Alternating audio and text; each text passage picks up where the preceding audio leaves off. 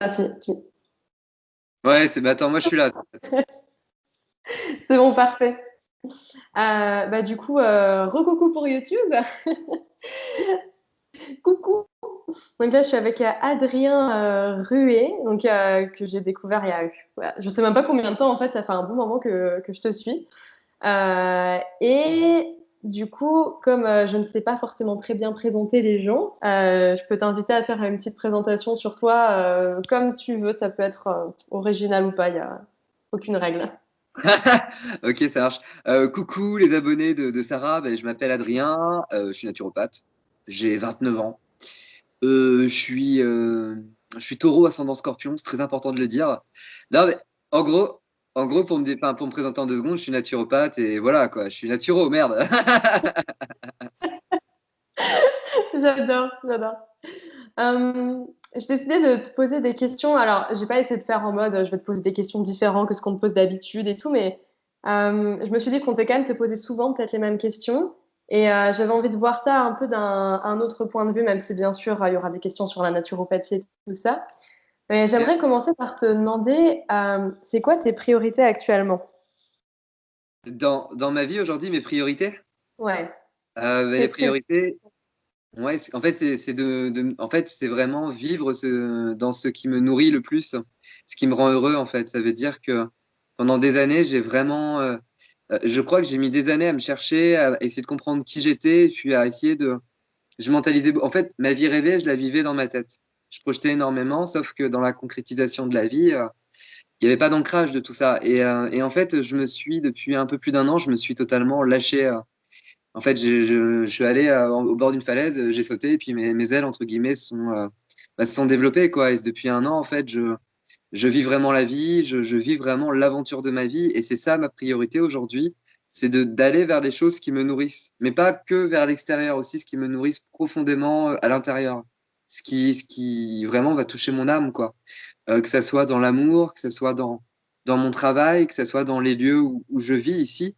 On en a parlé avant l'enregistrement, que ça soit dans mes relations amicales, que ça soit dans mes projets, dans mes voyages, que ça soit dans mes expériences. Tu vois, genre un truc con, mais là, je vais m'acheter une flûte hyper arménienne et je sais.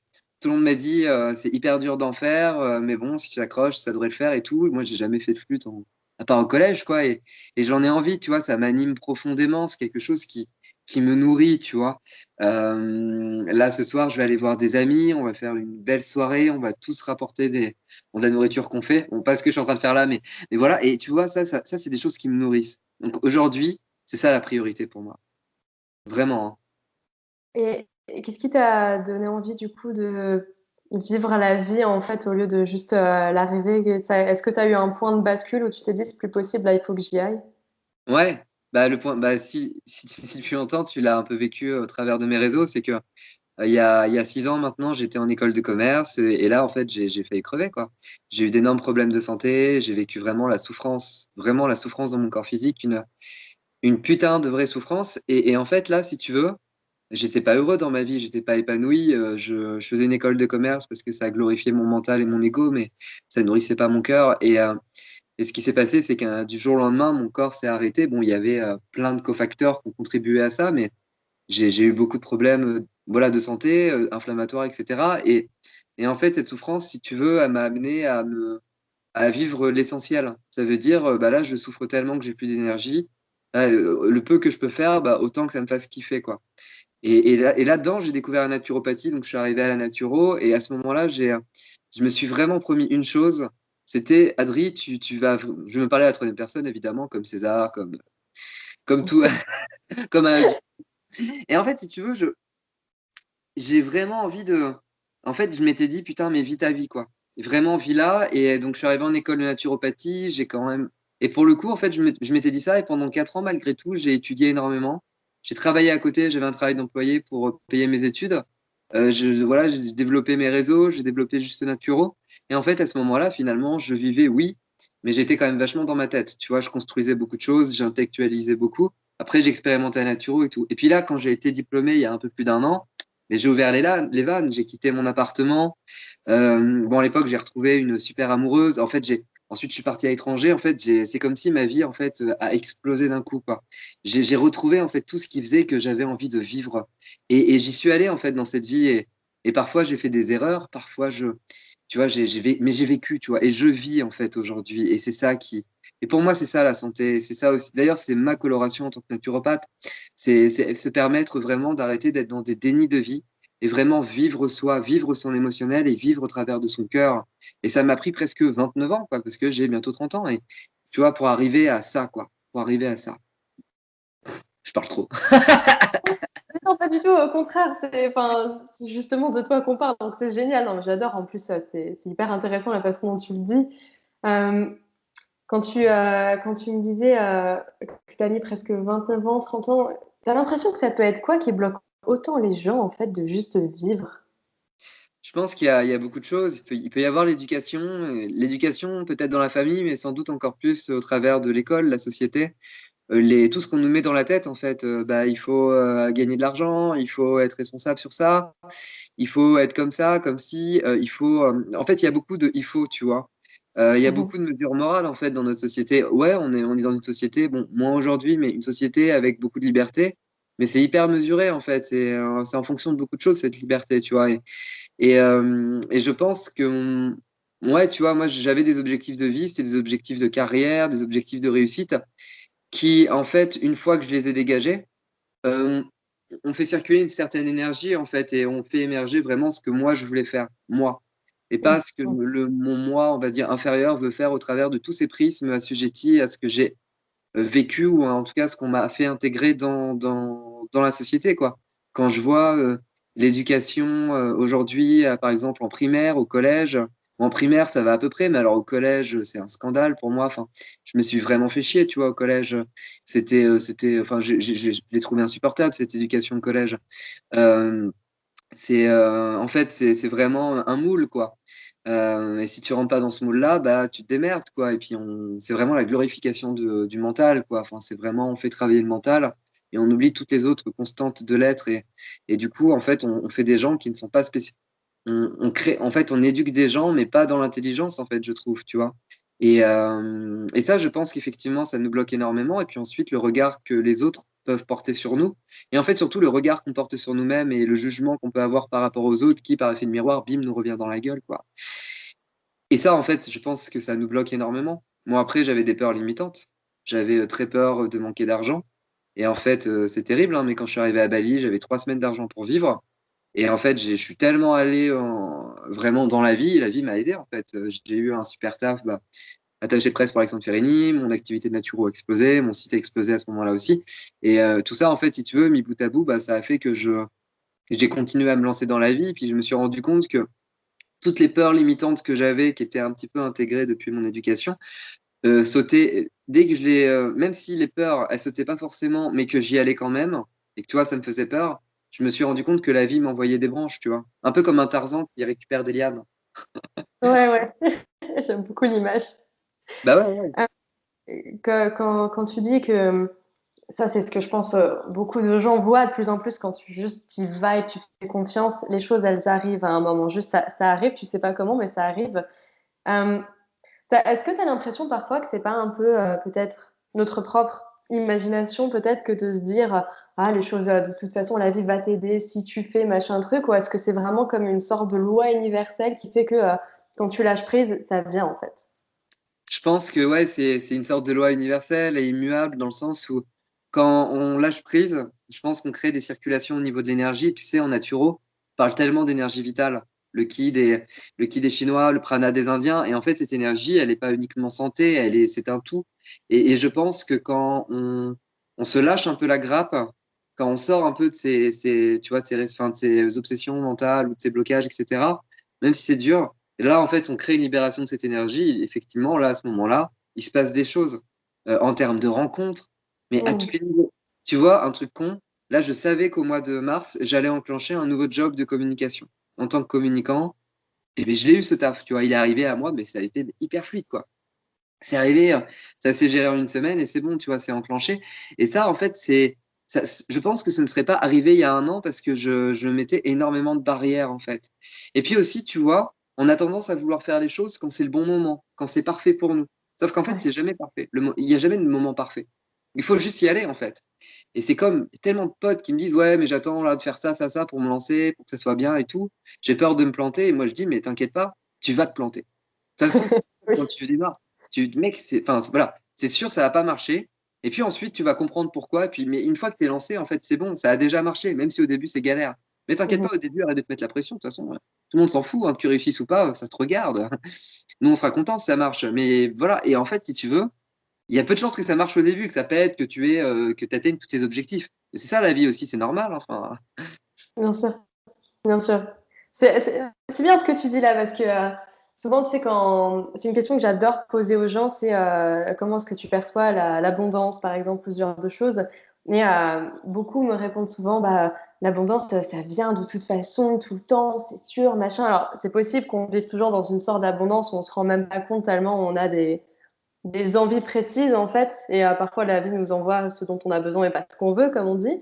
Mais comme tu dis, en fait, il faut quand même, je pense, un minimum se péter la gueule pour arriver à faire quelque chose. Sinon, tu n'apprends rien, en fait, aussi.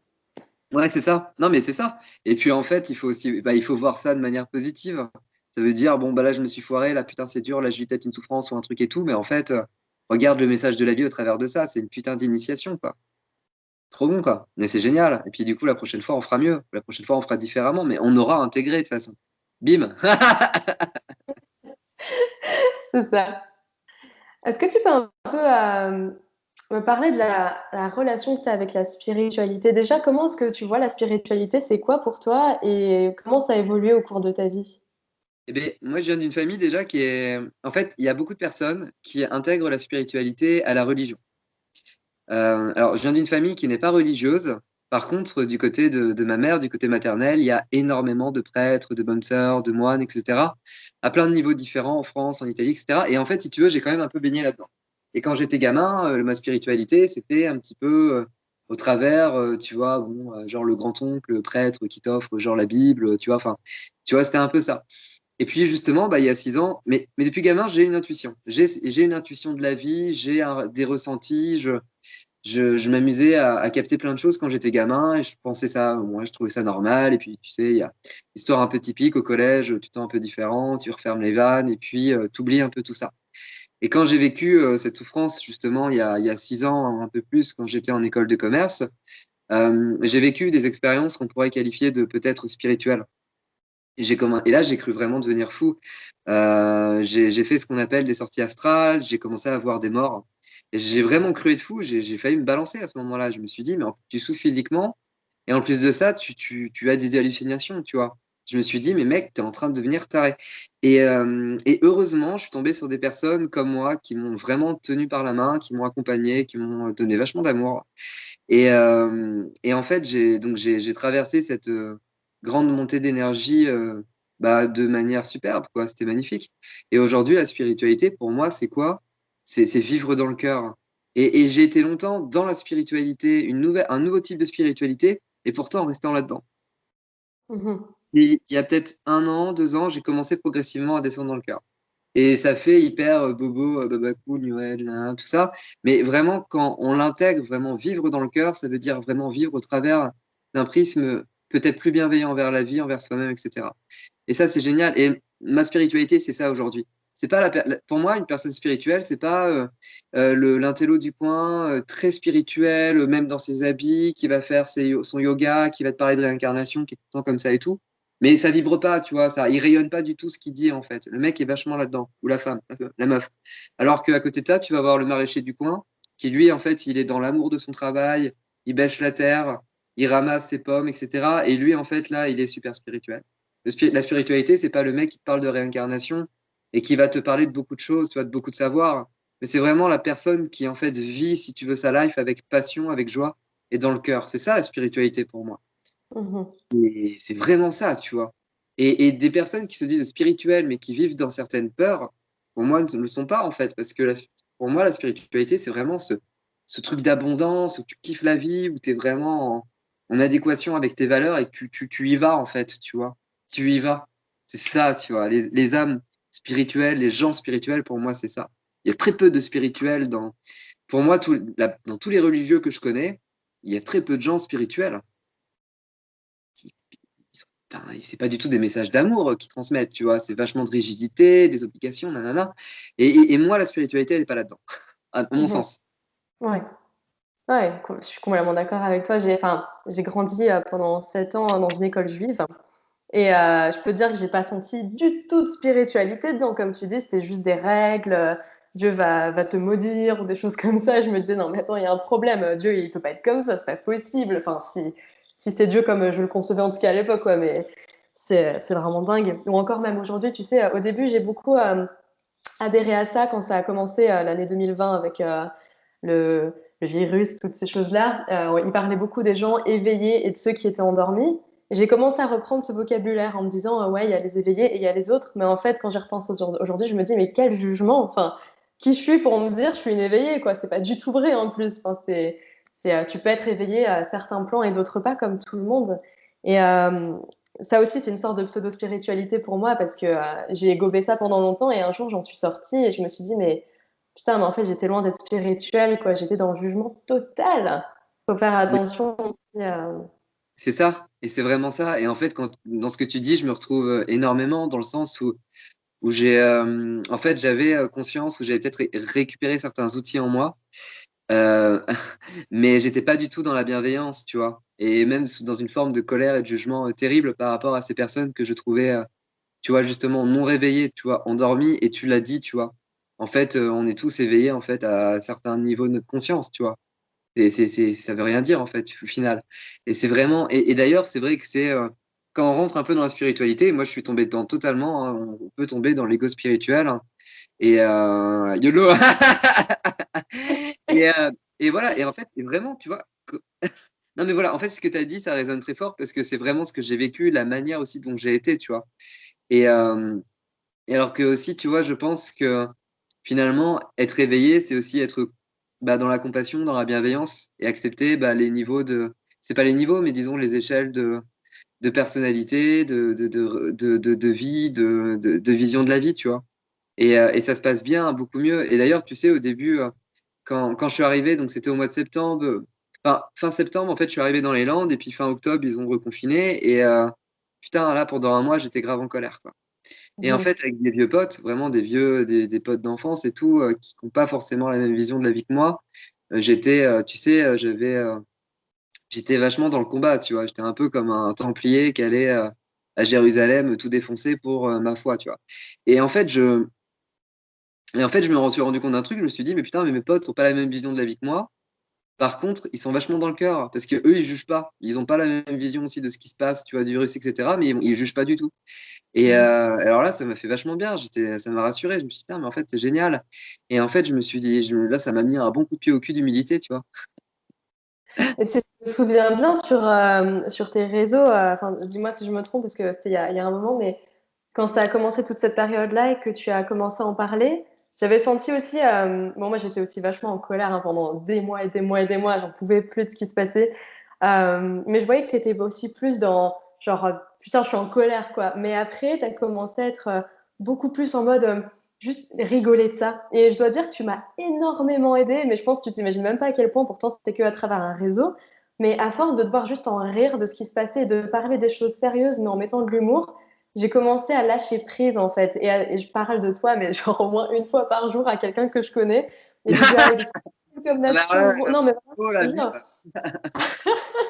C'est vrai parce que ce que j'apprécie beaucoup chez toi, c'est que même si des fois je me reconnaissais pas tout le temps, ce qui est normal, tu vois, dans certaines choses que tu partageais, je me disais, je sais pas, il a lâché prise et ça se sentait à travers un écran, quoi. Alors après, je sais pas comment tu l'as vécu toi dans ta vie, mais il y a un moment, j'ai l'impression il y a eu une bascule dans ta vie et ça s'est ressenti au travers de tes partages. C'est incroyable, quoi. C'était puissant.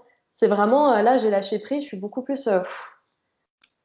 Il y a plein de personnes qui, comme toi, m'ont envoyé des messages pour me remercier et ça m'a vachement touché de me dire, oh, c'est génial parce que tu es positif et puis en fait, tu amènes ça avec des blagues, en fait. Tu vois, tu tournes un petit peu ça en dérision. Et ouais, en fait, il y a eu un switch. En fait, il y a vraiment, à fin octobre, j'ai commencé vraiment à monter en pression, tu vois. Et je me suis dit, putain, j'étais en train de me désancrer, enfin, j'étais en train de perdre pied, tu vois. J'étais vraiment dans la colère, j'étais dans la fureur.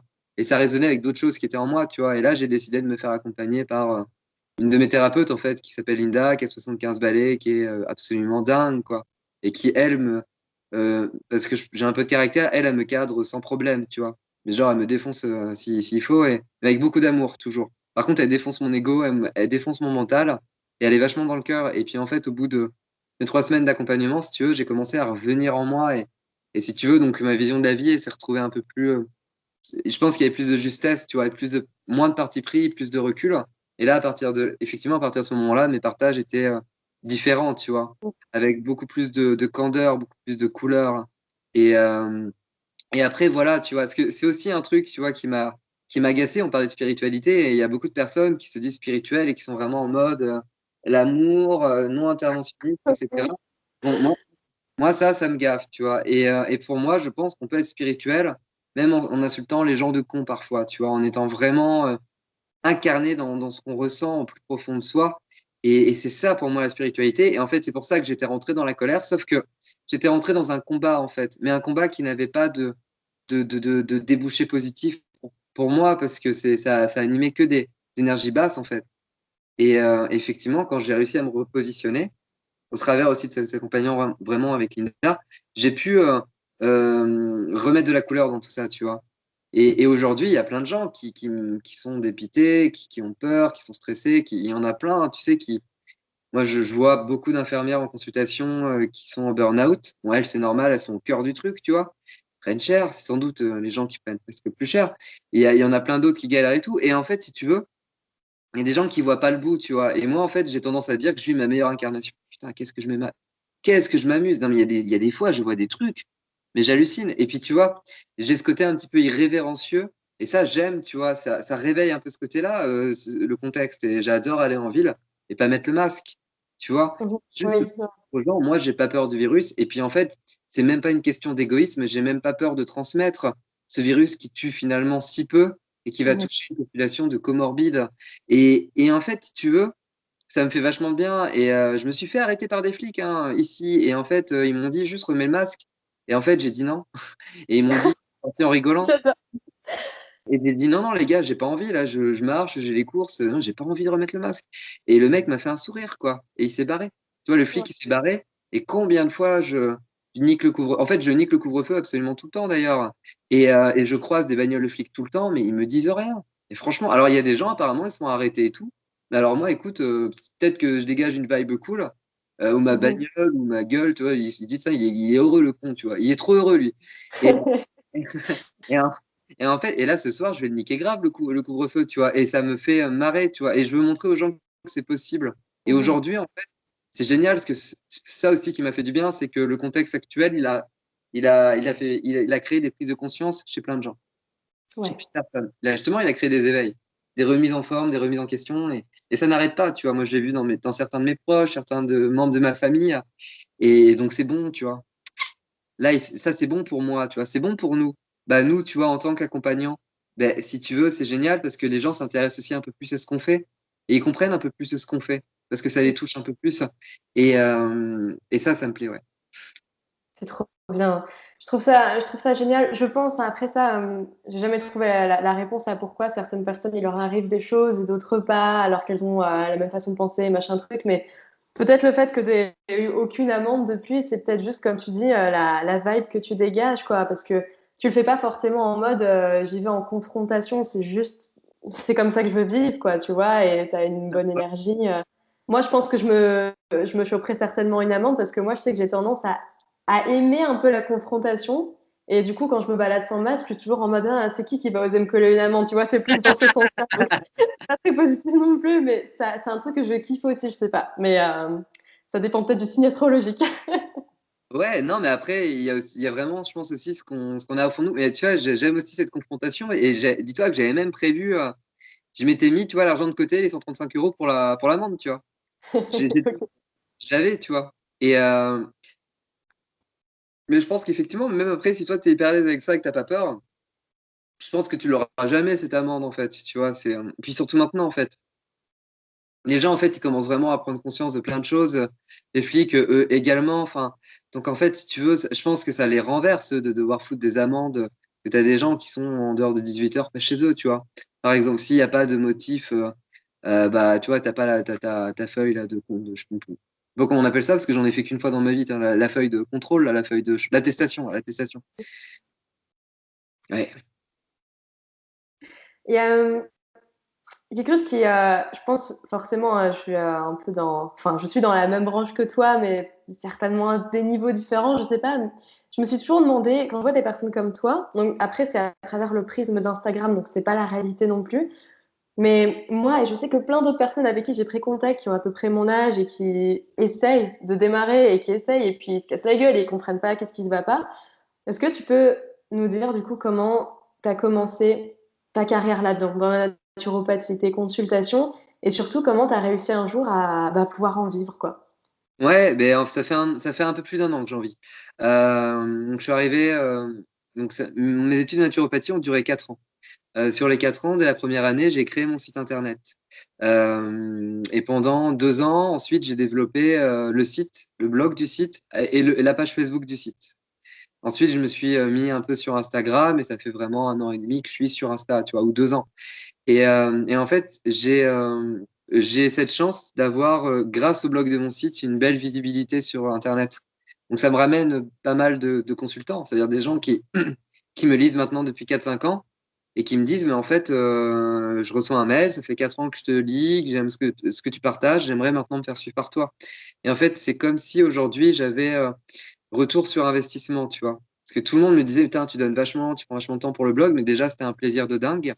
Et Mhm. aujourd'hui, en fait, effectivement, j'ai vachement de personnes qui viennent me voir grâce au blog de mon site.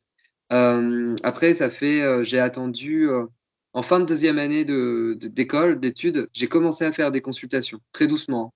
C'est monté progressivement. Et puis, il y a vraiment un an, donc j'étais à Bali et en fait, là, il fallait que je vive, tu vois.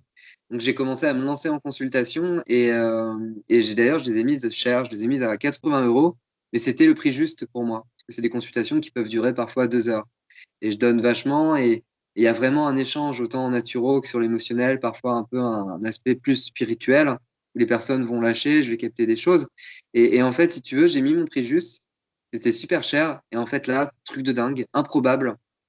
Alors là, mes consultations ont explosé. Donc j'étais super aligné avec mon prix, j'étais super aligné avec ce que je voulais faire, j'avais envie de faire des consultations et la vie m'a accompagné.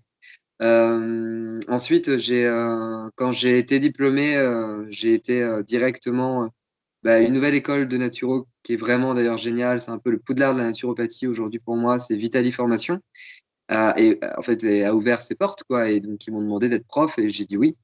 Et donc, c'est une école en semi-présentiel et les cours théoriques sont à distance sous forme de webinaires, de PDF, de e-learning, etc. Et donc, je suis devenu prof pour le cours vraiment des bases sur la naturo. Et ça m'a, bah voilà, tu vois, c'est un pan professionnel en plus. Et le travail avec Alex qui est tombé, donc Alexandre Ferrini, pour son dernier film, Vivance, et puis plein d'autres choses. Et en fait, si tu veux, ça s'est fait naturellement, mais parce que je crois que j'étais prêt et surtout que j'y suis allé à fond. Ça veut dire que je suis sorti de ma peur du manque d'argent. Parce que si je m'étais vraiment écouté, et d'ailleurs, c'était ma copine de l'époque qui m'a dit, mais j'étais à Bali, elle me dit, mais vas-y, prends ce taf avec Alex. Et je devais avoir un taf d'employé, tu vois, le taf que je faisais depuis 4 ans, que j'appréciais beaucoup dans un château en Val-de-Loire. Et voilà, c'est une famille, ce château, le château du Clos Lucé. Tous les collègues, c'est des potes. Il y a pas, enfin, il y a une hiérarchie, mais bon, c'est vraiment une famille. Et j'étais prêt à revenir, tu vois. Et puis quand j'ai vraiment pris la décision de me lâcher, je me suis dit, oh là là, c'est chaud et tout, j'ai pas d'argent. Mais en fait, là, la vie, elle m'a dit, t'inquiète pas, en gros, je vais t'aider. Tu y es vraiment allé à fond, hein, t'inquiète pas, on est là. Je suis là, quoi. La vie m'a dit, en gros, je suis là. Et moi, le conseil que je dirais, c'est d'y aller à fond, mais c'est de faire ce qu'on aime. Ça veut dire que, par exemple, si une personne a compris que les réseaux sociaux, Instagram, Facebook, YouTube, etc., Pinterest, c'était des leviers incroyables pour se faire connaître et avoir ensuite donc des clients ou des consultants, des patients, euh, il faut aimer en fait communiquer sur les réseaux sociaux. Si, il faut aimer faire ce qu'on fait. Il faut mettre notre énergie dans ce qui nous anime, dans ce qui nous fait kiffer. Si on n'aime pas, il faut faire autre chose. Il y a beaucoup de gens qui vont faire des choses parce qu'ils pensent que c'est bien, parce que sur le papier c'est génial, et ça marche pas parce qu'en fait leur énergie ne doit pas être là. Et ça c'est hyper important. Et c'est pour ça que tu vois des gens des fois qui vont pendant limite 1 an ne plus être sur les réseaux, ils vont faire autre chose et puis ils vont revenir parce que ça les refait à nouveau kiffer. Moi je suis une petite blogueuse, tu vois, moi je kiffe faire Insta, je kiffe Facebook, là, je me lance progressivement sur YouTube. Moi, je kiffe ça, tu vois. Ça me fait kiffer, ça me fait bander, ça me rend heureux, ça me donne de l'énergie, en fait, si tu veux. C'est pas compliqué pour moi. C'est pas chronophage. Je pourrais passer une journée à bloguer, à créer un article sur mon site référencé, à le référencer, à le balancer sur le Facebook, ensuite à faire des visuels sur Instagram en lien avec cet article-là, que je verrais pas le temps passer et que je kifferais. Voilà. Mais et si j'aimais pas ça, je ferais autre chose. Je ferais peut-être beaucoup plus de présentiel, je développerais, tu vois, mais il n'y a pas de limite, en fait. Quand on est dans l'accompagnement, on peut accompagner de plein de manières différentes et on peut lever des leviers, justement, on peut créer des leviers de plein de manières différentes. C'est inépuisable. Moi, j'aurais jamais cru être formateur, j'aurais jamais cru être attaché de presse pour un réalisateur Alexandre Ferrini, que je respecte, que j'idolâtrais de dingue. Donc, j'ai bossé littéralement pour quelqu'un dont j'étais fan, mais vraiment fan, tu vois. Mais j'y croyais pas, tu vois. Quand ils m'ont contacté, j'étais assez dingue. Et que des trucs comme ça, tu vois. Mais ça s'est fait parce que progressivement, pendant 4 ans où j'ai créé mon site, si tu veux, j'ai commencé à me faire connaître, tu vois, j'ai commencé à faire des choses, j'ai commencé en fait, à développer, en fait. Il faut se lancer, tu vois. Et au début, d'ailleurs, ça n'a pas spécialement, ça a mis 3 plombes à marcher, tu vois. La mayonnaise va se qu'apprenne, tu vois. Et vraiment, mais en fait, j'y suis allé, tu vois. C'est ça le conseil que je dirais, c'est vas-y, en fait. Fais ce que t'aimes vraiment, mais vraiment fais ce que t'aimes. Sinon, ça marchera pas. Il y a peu de chances que ça marche.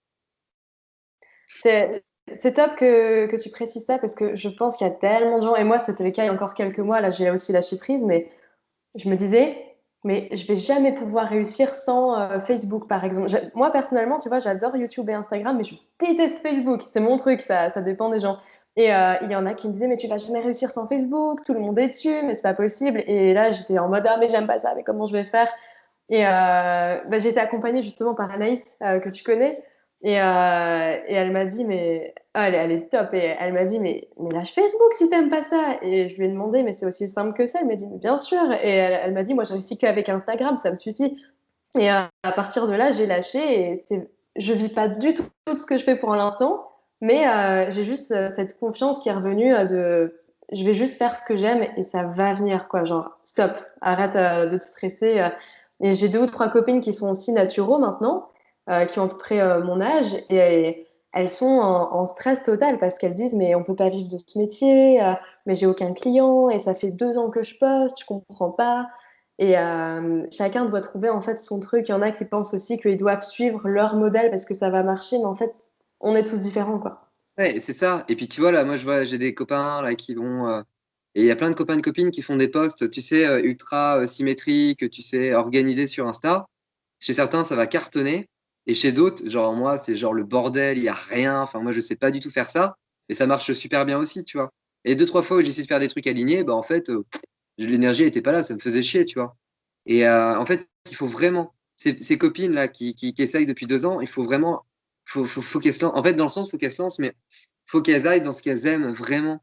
Si poster, ça les fait chier, par exemple, bah, on arrête et on fait autre chose. Et puis, à côté de ça, on peut aussi faire un autre taf à côté en attendant. Moi, pendant 4 ans, j'ai bossé aussi à côté pour subvenir à mes besoins, tu vois. C'était hyper important. Et ensuite, progressivement, la balance s'est faite, tu vois. Et ça, c'est cool. Ça, c'est vraiment cool. Anne-Claire Méret qui cartonne de dingue. Mm. Anne-Claire, mais attends, mais combien d'années elle a vécu dans un tout petit studio à Paname, un tout petit appartement à Paname, à bosser, à avoir des tafs à côté. Enfin, tu vois, en fait, à se construire, tu vois. Et puis aujourd'hui, bah, D'ailleurs, elle fait même plus de la naturopathie alors que c'est une naturopathe reconnue, tu vois. Elle a écrit plein de bouquins, elle a développé plein de formations. Enfin, pour son âge, c'est assez incroyable, tu vois. Et en fait, mais finalement, vraiment, se lancer. Anne-Claire a été très inspirante pour moi. Je lui dis très souvent. Elle m'a énormément inspiré parce qu'elle, elle s'est lancée dans la vie, mais genre, de dingue, quoi. Elle s'est foutue à poil et elle y allait, quoi. Elle a dit, vas-y, j'y vais. Et en fait, bah, ça a marché, quoi.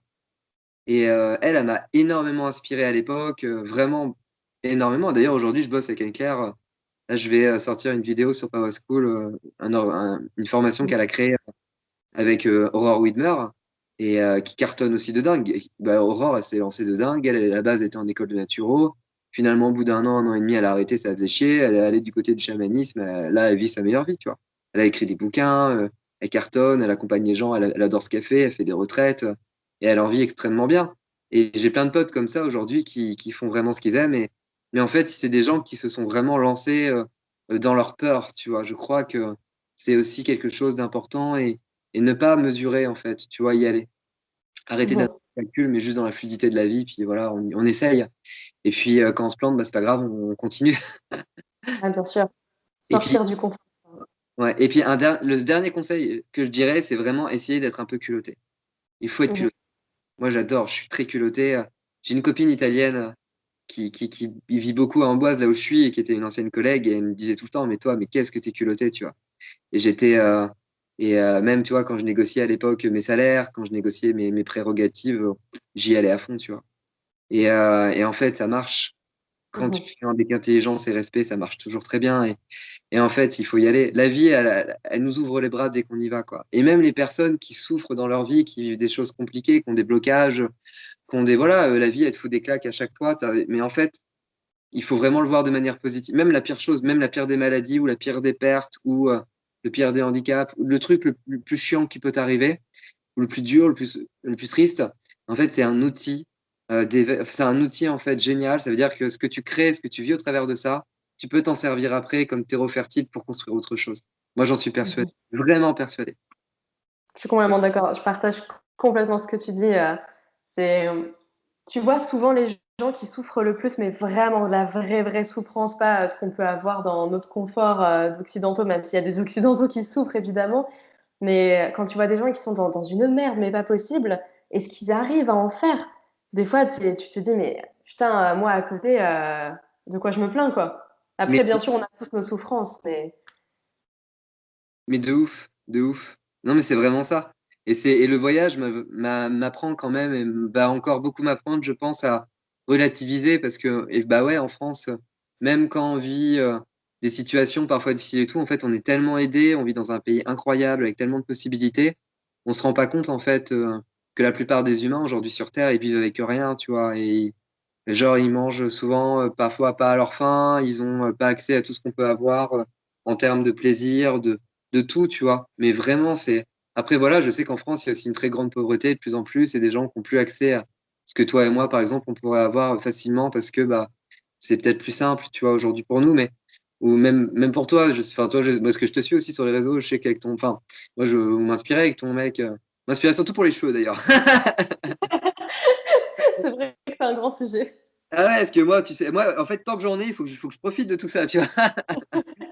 Et en fait, c'est vrai que on a de la chance, et c'est vrai on peut aussi, et je vois, j'ai vécu, enfin, et c'était en Inde, j'ai fait une rencontre de dingue.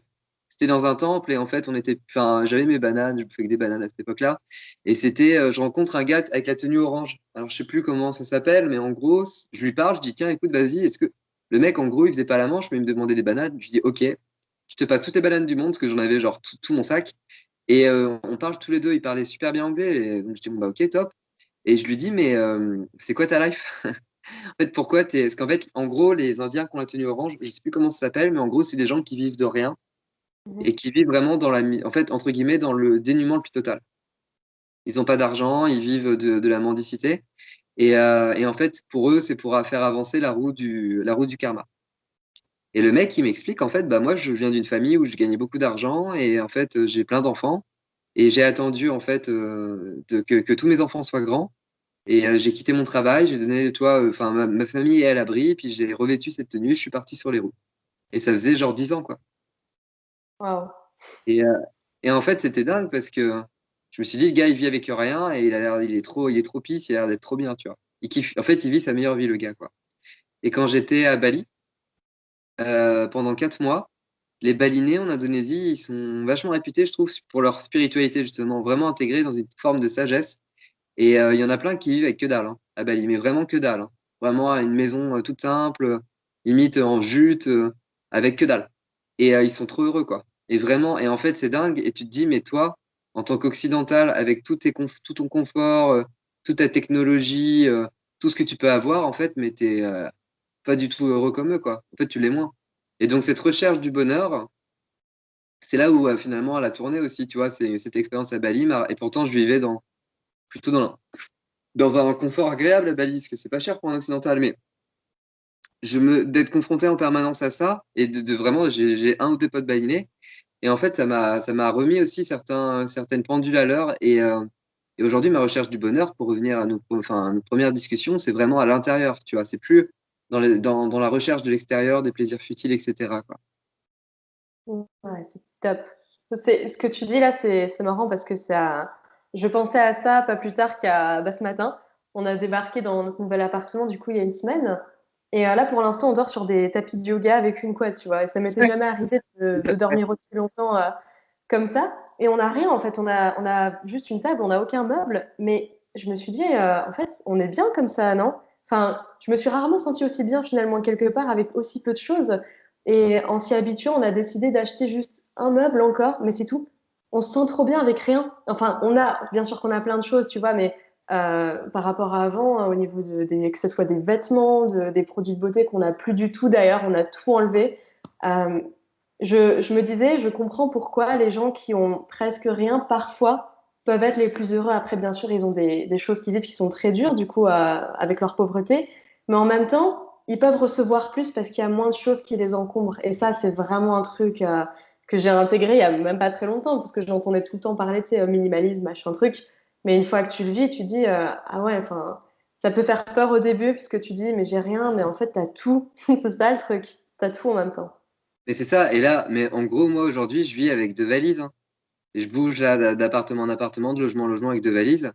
Et tu sais, en naturo, on en parle aussi beaucoup de cet aspect justement en fait, tu sais, enfin, ce contact justement avec l'essence, tu vois, l'essence de la vie.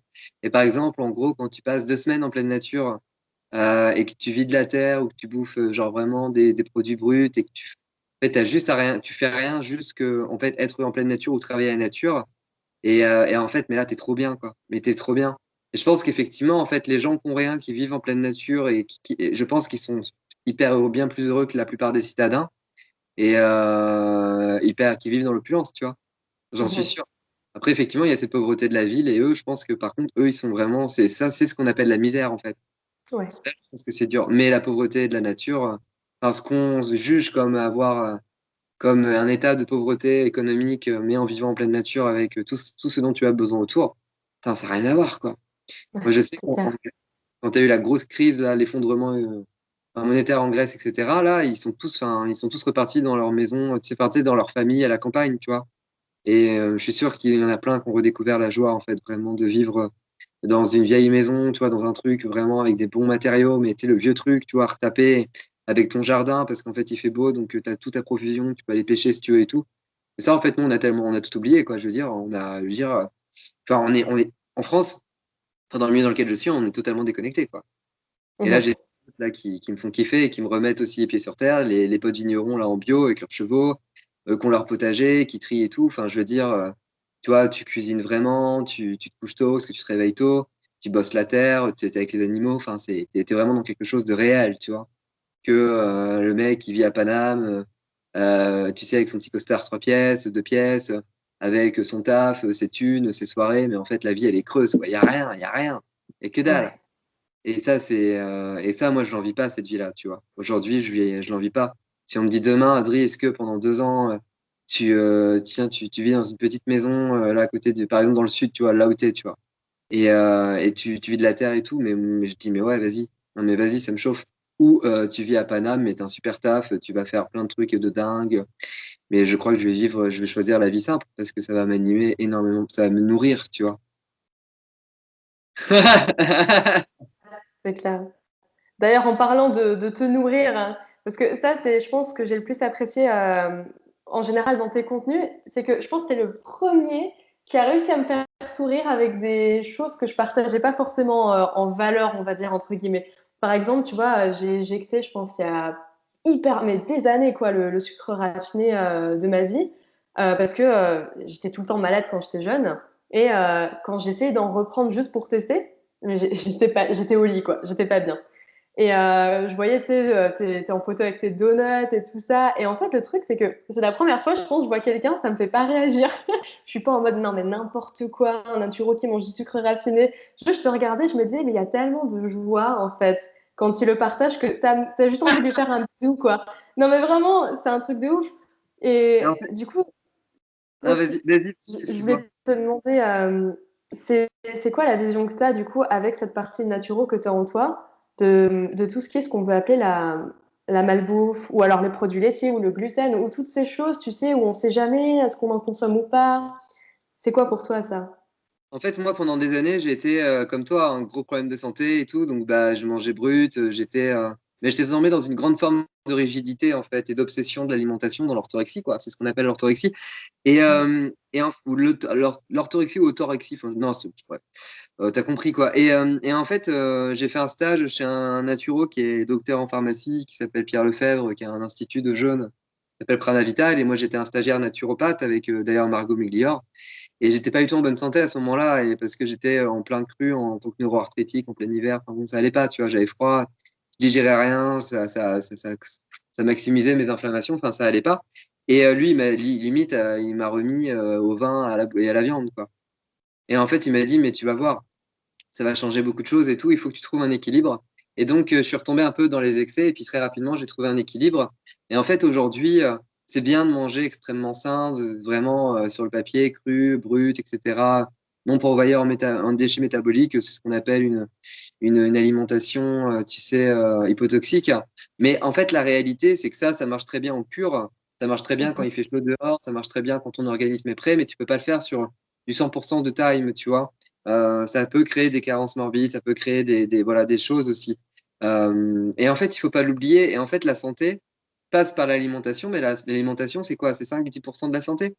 Et l'alimentation, c'est une alimentation holistique, moi, que je fais. C'est-à-dire une alimentation qui vient nourrir mon corps physique et qui vient aussi nourrir les différents aspects de mon être.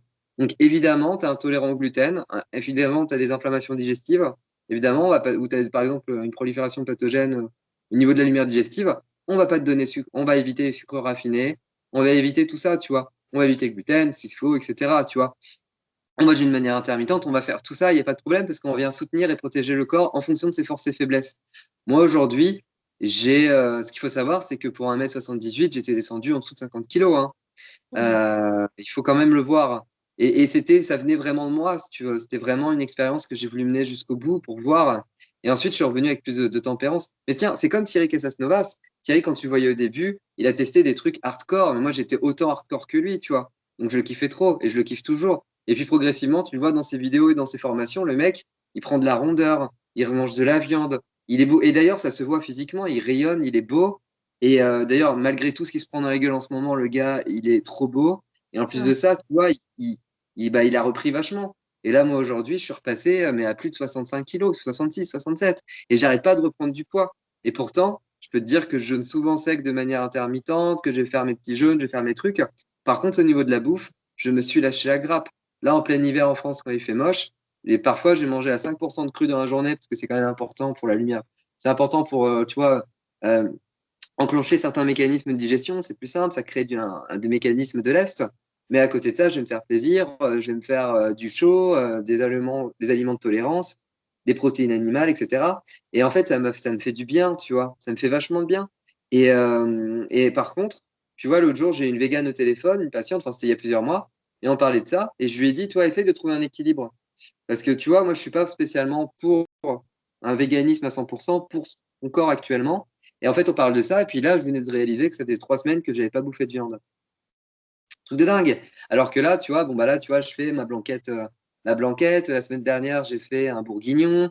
Tu vois, là, j'ai envie de bouffer des huîtres. Enfin, tu vois, en gros, je vais me lâcher à grappe. Mais tu vois, un truc de dingue, hein. En début de semaine, je me suis fait non, c'était la semaine dernière. En fin de semaine dernière, je me suis fait un McDo, quoi. Un bon gros McDo des familles, quoi. Et c'était génial. Et c'était vraiment génial, en fait. Et j'ai pris vachement de plaisir. Et en fait, j'étais déçu à la fin parce que j'étais là, putain, c'est dégueulasse, j'aurais dû faire mes bons burgers en moi-même. Mais j'en avais envie de ce McDo. Et je me suis pas dit, ouais, mais si je mange ce McDo, en fait, ça va créer des déchets, ça peut créer une inflammation, ça va faire plus travailler mon foie. Je me suis juste dit, en fait, ça va me faire kiffer, tu vois. C'est tout. Et en fait, c'est ça aujourd'hui mon regard sur l'alimentation.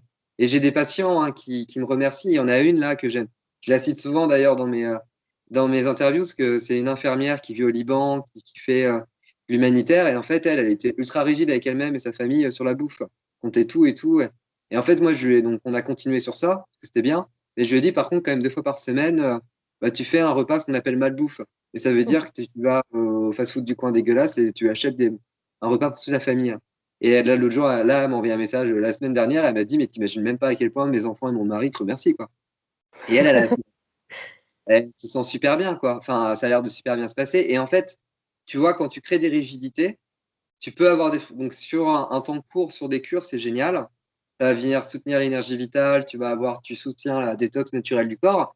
Mais sur le long cours, ça peut créer quand même vraiment des carences. Et puis, il faut accepter aussi le truc important, c'est qu'on est tous différents et que tous les régimes alimentaires possibles, eh bien, ils sont vraiment à adapter, à individualiser, hein. C'est une des bases de la naturopathie, c'est ce qu'on appelle l'individualisation. Et tu vois, il y a vraiment des gens qui peuvent être aujourd'hui crudivores à 100%.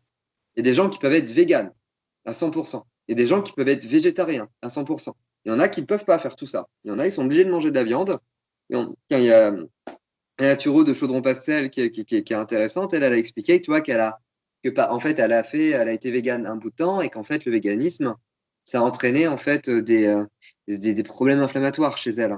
Et donc, elle a dû arrêter et qu'elle a dû commencer à remanger de la viande et elle s'est fait taper sur les doigts. Il y a plein de gens sur les réseaux qui l'ont défoncé. Alors qu'en fait, la meuf, elle a juste, en conscience, elle est allée vers sa santé, tu vois. Il y a Inès, qui est une étudiante à Esupnat, je sais même plus comment elle s'appelle sur Insta, mais qui parlait vachement de son parcours, parce qu'elle, vraiment, gros parcours de santé, où elle expliquait avec beaucoup de bienveillance envers elle-même pourquoi, en fait, elle mangeait tel ou tel produit alimentaire qui, d'un point de vue hygiéno-hygiéniste, en fait, est mal vu, tu vois. Mhm. Et ça, c'est important. Et tu vois, moi, j'explique aussi, et là, je vais en parler, j'ai aucun problème avec ça. Ça peut m'arriver en tant que naturopathe, donc de fumer des clopes, de boire du vin, de prendre de la drogue. Non, mais je déconne. Quand je dis de la drogue, ça va être des champignons, tu vois. Mais Ouais. c'est vraiment, en fait, il n'y a pas de problème. En fait, je me fais plaisir. Par contre, j'essaye de plus en plus de le faire en fonction de mes forces et faiblesses. Et c'est ce que je te disais là avant, en off, avant l'interview, c'est que avant-hier, j'ai fait un after work et j'ai fumé beaucoup trop de cigarettes et ça m'a rendu vraiment pas bien. Bah, hier, en fait, j'étais pas bien, tu vois. Et donc, tu vois, là, il faut que j'apprenne à me dire, bah, ok, j'aime bien fumer, mais stop, parce que c'est pas bon pour moi. Parfois, ça met du temps. Ça met du temps, en fait, à trouver l'équilibre. Ça met du temps à se dire, oui, ok, si je mange ça, c'est pas grave, ça va me faire plaisir, mais ça va pas me polluer autant, etc., tu vois. Et depuis ce moment-là, mais c'est vraiment quand j'ai fait ce switch-là que j'ai commencé à reprendre du poids, quoi. Et vraiment, Pierre Lefebvre, je vous invite tous à aller voir son site internet, son institut de jeûne. Ce mec est génial et je le remercie profondément du cœur aujourd'hui, parce que c'est quand même une des personnes qui m'a permis de sortir de mes rigidités. Et Mhm. pourtant, en cours, les profs me disaient et tout, mais je le voyais pas, tu vois. Et lui, en fait, c'est un bon gros sanguinopléthorique, tu vois, il est dans la joie, tu vois, il cuisine et tout. Il est vraiment dans la vie, et en fait, le mec m'a remis dans la vie, quoi. Et C'est intéressant parce que quand on évoque les personnes, tu sais, qui vont manger juste vegan ou juste cru, comme je l'ai fait pendant longtemps, euh, j'aimerais bien avoir ton point de vue sur quelque chose qui m'a longtemps perturbée parce que je trouvais ça très logique en fait, alors que cela n'allait pas forcément. Mais les personnes qui étaient dans l'extrême cru, vegan et mangeaient genre, ou alors que des fruits, tu vois, genre que ça, tout le temps parce que c'est ce qu'il y a de meilleur pour la santé, ils expliquaient que bah, vu que ça produit très peu de déchets, c'est forcément ce qu'il y a de meilleur, que les plaques de mucus qu'on a, elles vont partir que quand on mange que des fruits et qu'on boit beaucoup de jus de légumes ou quand on jeûne très longtemps. Et ils expliquaient également que chaque chose que tu manges, bon, ça c'est pas faux, mais chaque chose que tu manges va avoir un effet sur ton corps différent. Mais du coup, ouais, pour eux, c'était vraiment en mode, il faut manger genre que des fruits parce que c'est ce qu'il y a de plus facile à digérer et ça nous rend plus proches de nous-mêmes, plus spirituels, machin truc. Bon, moi j'ai essayé parce que je me suis dit, bah, je sais que c'est pas forcément ce qu'il y a de meilleur pour tout le monde, mais je vais voir si ça me correspond. j'ai été aussi, hein, t'inquiète, hein, j'ai été aussi. Et en fait, à la fin, bah, j'ai jamais eu autant de compulsions alimentaires de ma vie en étant frugivore. J'ai gonflé de partout. Enfin, et grâce à en fait, moi, c'est l'Ayurveda qui m'a sauvé la vie. Enfin, sauvé la vie, je sais pas, mais peut-être sur le long terme, j'aurais pu me refroidir complètement, voir comme ils appellent ça les maladies froides, genre cancer ou je sais pas quoi. Parce qu'en Ayurveda, on m'a dit, mais là, tu vas mourir dans 20 ans si tu fais ça, en fait. Toi, tu peux pas faire ça, ton feu, il est mort, quoi. Et le jour où on m'a mis des merguez devant moi, je te jure, le soir même, j'ai eu envie de J'en ai- pleurer. J'étais pas bien, en fait, émotionnellement. Je me suis dit, mais non, mais je peux pas remanger des animaux. Vraiment, je pensais comme ça, en mode, putain, mais c'est un cadavre dans mon assiette. Mais mon corps, il était genre, waouh, trop cool. Et j'ai ouais. senti une explosion de joie quand je l'ai mangé, quoi. C'était. Mais c'est ça. Mais en fait, on a le même parcours. De toute façon, moi, j'étais vraiment là-dedans et puis je gonflais de partout parce qu'en fait, bah, les fruits, c'est du sucre et que les sucres, ça vient quand même défoncer le foie. Alors, en fait, si tu veux, il faut prendre en fait son hygiène de vie aussi en considération de ses possibilités, première chose. Ensuite, de son environnement. OK? Deuxième chose, ça veut dire que un sanguinopléthorique, donc quelqu'un en naturopathie qui tend vers la dilatation avec un fort système digestif extrêmement fort, tu vois, qui tamponne très bien l'acide, etc., le sucre, qui va prendre facilement de la masse, qui a déjà chaud aux extrémités, qui est pas du tout, qui a pas besoin de se réchauffer l'hiver. Cette personne, l'hiver, même dans le nord de la France, pourrait se permettre d'avoir un régime crudivore.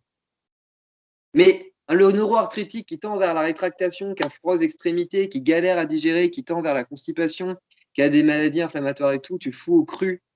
Alors ce cru, s'il fait chaud dehors, qu'il fait vraiment chaud, et que c'est un cru local, ça peut bien se passer. Mais tu le fous en plein hiver avec des fruits qui viennent de Pétaouchnok, qui ont pris l'avion et tout, mais le mec ou la meuf tombe. Et moi, c'était ça. Et en fait, alors un des fondateurs de la naturopathie en France, c'est Alain Rousseau. Et c'est le fondateur de Dissupnat, l'école que j'ai faite. Et donc, c'est un vieux. Lui, il est vraiment, il a plus de 70 balais. Quand tu le vois, tu as l'impression qu'il a 50 balais, le gars. Et le gars, il était mort de rire. Il nous fait un cours sur, en gros, sur la nut. Et il nous parlait, il me dit, bah, à l'époque, j'étais un jeune naturo et tout, tu vois. Et en fait, j'étais invité à un cercle de frugivores en plein hiver à Paname. Et il me dit, mais vraiment, tu voyais en fait autour de la table des gens qui étaient comme ça, qui avaient froid en gros, et qui limite tombaient leur assiette, tu vois, enfin, qui tombaient dans leur assiette, qui étaient fatigués, il n'y avait pas d'énergie du tout. Et je vais te donner un exemple concret, bah, Christian Telchaler, ce Mhm. médecin chaman suisse, moi je le kiffe trop, il est ouf. Et lui, en fait, c'est un partisan quand même d'une alimentation végétale. Et quand même, l'autre jour, je l'ai au tel et tout, puis on parle de cette alimentation holistique que je pratique, qu'on pratique, et qui est proche de l'Ayurveda au final, quoi, en fonction de notre feu digestif, parce que moi, c'était vraiment ça. Mon feu, je l'avais éteint, tu vois. Alors que là, en fait, bah, ça fonctionne, quoi. Je vais aux toilettes tous les jours, tu sens que ça marche bien, quoi. Et Christian, il me dit, bah, un jour, j'ai eu un consultant, j'ai eu un patient, enfin, pas au tel, mais genre au cabinet. Alors, bah voilà, un crudivore qui jeûne, fait la méditation, le gars est sur le papier, il fait tout bien, puis là, le mec, il est en train de tomber, quoi. Ça va pas du tout, tu vois. Et le mec, en fait, il l'envoie, enfin, ils vont dans une pizzeria tous les deux, il dit, écoute, maintenant, tu fais pas chier, tu manges ta pizza, quoi. Ça, tu en as envie, mais mange-la. Il me dit vraiment, quand on voyait le gars manger la pizza, en fait, son énergie vitale revenait, enfin, son visage reprenait des couleurs. C'était Ouais, merveilleux. Et tu vois, pour autant, pour pas tomber dans l'excès et me dire, bon, bah, je vais bouffer que des pizzas, tu vois. Mais dire, bah, ok, je peux aussi manger des colloïdos, je peux manger aussi mais si je veux vraiment des pâtes ou du pain, etc. Et pour autant, ce que tu as dit tout à l'heure, c'est vrai. Ça veut dire que c'est au travers des cures de jeûne, au travers des cures, genre des cures en mode, des culs, à travers des culs, au j'ai travers, peut-être mal entendu. à travers des culs en mode Arnold Herré, donc les régimes sans mucus, etc. Effectivement, là, on va venir dégager des choses. Mais ça, c'est vraiment ce qu'on appelle les cures de détox en naturo. Et pour un jour de détox, on est toujours sur 2 jours de revitalisation. Et c'est pour ça qu'il faut trouver, en fait, il faut adapter ça. Là, tu vois, là, aujourd'hui, j'ai une alimentation très française, très Mhm. franchouillarde, chaude. Tu vois, je mange du fromage, je reprends des produits laitiers animaux, mais les crus, bio, locaux, tout ce que tu veux, mais bon, animaux, alors que j'avais arrêté. Je vais me faire plaisir avec mes donuts, mes beignets, etc., mes gâteaux. Et mes crêpes, mon Nutella, pas mon Nutella, mais bon, tu vois, si mon Nutella quand je vais chez mes darons, parce qu'il y a encore du Nutella, parce que les gamins, les petits frères et sœurs, ils bouffent du Nutella. Et en fait, si tu veux, mais il n'y a pas de problème, quoi. Il n'y a pas de souci. Par contre, là, cet été, je sais que je vais retomber à une alimentation vraisemblablement à 70%, 80 de cru. Si jamais je retourne à Bali, bah, alors là, tu es sûr que je vais repasser sur une alimentation de fruits, mais genre de ouf. Parce qu'il va Ouais. faire tellement chaud. En fait, ce sera l'énergie du lieu, ça va bien se passer. Moi, à Bali, là, j'ai un pote, Max. Vraiment, à lui, c'est un hygiéniste de plus plus. C'est même pas un vegan, hein, le gars, en fait, le gars, c'est un fruitarien à 99% du temps, crudivore, et puis il mange un œuf de temps en temps, tu vois. Et lui, mais là, en un an que je le connais, Max, il est baraque. Mais genre, c'est Hercule. Alors lui, il montre que c'est possible de prendre énormément de muscles en bouffant presque que des fruits. Il me l'a montré, hein. Aujourd'hui, moi, tu vois, je pourrais pas faire comme lui. Ça veut dire que je serais pas bien. J'aurais besoin quand même de protéines animales pour venir soutenir mon système nerveux, mon système, etc. Mais pour autant, je pourrais me rapprocher de ça progressivement, tu vois. J'ai rencontré, tu vois, un truc de dingue. Alors là, si, il y a des gens qu'on a presque perdus, tu vois, qui sont pas trop dans tout ce qu'on dit depuis tout à l'heure là dans la vidéo, là je vais les perdre. J'ai vraiment rencontré des praniques, tu vois, en France. Hein. Et Isabelle Mhm. Hercelin, par exemple. Et Isabelle Hercelin, c'est quelqu'un qui a commencé à prendre de la masse quand elle a arrêté de bouffer. Ouais, Et ouais. ça, c'est dingue. Ça, c'est dingue. Et en fait, tu vois, moi, demain, je me dis, tiens, vas-y, je suis pranique. Alors, les praniques, c'est les gens qui se nourrissent de prana, donc d'air. Ils boivent, même, je sais pas, j'imagine qu'ils boivent, mais ils mangent plus, quoi. Et moi, demain, je décide d'être pranique. Ah, mais en fait, c'est même pas un jeûne que je fais, du coup, je tombe dans l'inanition, mais je meurs. Mhm. Ah. Peut-être que dans 40 ans, c'est pas impossible, je sais pas, tu vois. Je suis tombé sur PubMed, là, mais sur PubMed, sur des putains d'études indiennes, et les mecs, ils ont chopé des Indiens, des praniques, qui vivent dans la forêt, tu vois, et leur ont proposé de rester genre 2 mois ou 1 mois ou 3 semaines à l'hôpital, et ils ont testé leur constance, tu vois, sans bouffer. Et il y en a un, c'est hallucinant, hein, le mec, il buvait très peu d'eau, il mangeait pas donc. Et le gars, en fait, bah, il était toujours aussi gros à la fin et du début à la fin, quoi. Et ses constances, c'était génial. Le gars, c'est son exercice physique alors qu'il était super vieux et tout. Enfin, c'est impressionnant. Et d'ailleurs, c'était tellement impressionnant que je l'ai marqué dans mon cours pour mes élèves de naturo, parce que je l'ai trouvé dingue, cette étude. Et il y en a plusieurs en Inde. Et des praniques, je sais qu'il y en a plusieurs dans le monde. Alors, je pense qu'il y en a plein qui affabulent. Mais moi, j'y crois à ça, tu vois. J'y crois à fond. Et comme il y a 10 ans, le jeûne, pour moi, c'était un truc de taré. Et qu'aujourd'hui, pour moi, le jeûne, c'est une panacée, c'est un truc génial. Et en France, à l'hôpital, les médecins encore sont pas éveillés à cette forme de diététique et ils pensent que c'est dingue. Mais tu vas au Canada, tu vas en Allemagne à côté, tu vas en Suisse, tu vas au Japon où il y a plein d'études qui démontrent les bienfaits du jeûne, avec des études, avec des prix Nobel, etc., qui parlent du principe de phagocytose, de cétose, etc. Tu te dis, bah merde, tu vois, on n'a pas été éduqué à ça et pourtant, mais c'est dingue. Bah, d'ailleurs, là, il est 16h30, j'ai pas mangé depuis presque 24 heures en fait. Mhm. J'ai fait du sport ce matin et là, je commence à avoir la dalle, tu vois. Là, j'ai hâte de manger. Mais tu vois, c'était simple. Je suis allé courir ce matin et j'étais en jeûne sec ce matin, ça m'a pas du tout empêché, quoi. Et par contre, tu vois, ça se trouve, demain, je vais me faire un brunch et j'ai bouffé 4 fois dans la journée. Il n'y a pas de limite, en fait. Mais c'est intéressant, en fait, tout ça. Si tu veux, c'est vraiment, en fait, un repositionnement de santé, de notre regard de santé. Ah, j'ai fini. On dirait que tu te fatigues toi-même. Non, c'est pas ça, mais c'est que là, et il faut que je te laisse parler. Non, mais, non, mais j'adore, moi. Enfin, je trouve ça fascinant. En plus, tu parles de prana, ça me parle à 10 000% parce que j'étais dans un groupe Skype avec une femme, je sais pas si tu connais, qui s'appelle Dominique Verga. Ah, non. Non, en fait, non. C'est une femme, en fait, qui est pranique aussi depuis, je sais plus combien de temps, un bon paquet d'années. Et Ok. quand je l'ai vue, je ne savais pas qu'elle était pranique, hein. Je me suis juste dit, elle a un truc, mais je sais pas quoi. Elle a un truc différent des autres êtres humains que je connais. Mais je pouvais pas l'expliquer. Et je suis entrée en contact avec elle à travers une amie. Elle m'a expliqué un peu son parcours et que vraiment, genre presque du jour au lendemain, elle a arrêté de manger parce que elle a comme vu ça dans son sommeil que là c'était bon. On lui a dit là c'est bon, tu peux arrêter quoi. C'est ton chemin maintenant, c'est d'être pranique. Et quand tu la vois, elle est bien en chair, quoi. Elle est pas du tout grosse, mais elle a des bonnes joues, enfin, elle est assez musclée. Et bien sûr, j'ai douté plusieurs fois et je me suis dit, au fond de moi, j'y crois à 100% que ça existe. Pourquoi pas? Parce que tout est possible, j'ai l'impression. En même temps, elle est pas maigre, genre elle rend super santé, elle est même un peu rouge, tu vois, elle est pas pâle. Et j'ai découvert autour de moi, comme par hasard à ce moment-là, deux, trois personnes qui étaient vraiment praniques et j'ai pu voir dans leur quotidien, elles ne mangeaient rien, quoi. Et elles faisaient du sport, elles pétaient le feu, elles étaient en forme. Et ça m'a fascinée parce que dans l'un des cours de Thierry, parce que je suis certains de ses cours en ligne en ce moment, dans ses formations qui sont vraiment super top, Ok. quoi qu'on puisse dire sur lui d'ailleurs actuellement, c'est n'importe quoi, mais il avait parlé justement d'une étude américaine où ils avaient montré qu'il y avait des personnes qui, juste grâce à la lumière, arrivaient à produire certaines substances que normalement le commun des mortels ne produit pas comme ça, tu vois. Et il a du coup, il a pas dit le mot pranique, mais il a dit, voilà, donc prenez pas les gens pour des fous. S'il y en a qui vous disent qu'ils ont arrêté de manger. Et là, je me suis dit, waouh, mais c'est trop bien, quoi. Enfin, même là, maintenant, il y a des études qui ont pu voir ça, enfin, scientifiquement, en fait. C'est vraiment genre, c'est réel, quoi. Et puis de toute façon, ce sera des mondes. Là, on est dans une société, et c'est pour ça que d'ailleurs, pour revenir à. C'est bien qu'on parle de Thierry parce que moi, j'ai vraiment envie de le mettre à l'honneur. Aujourd'hui, c'est quelqu'un, moi, qui, dans mes études de naturo, qui m'a vachement apporté.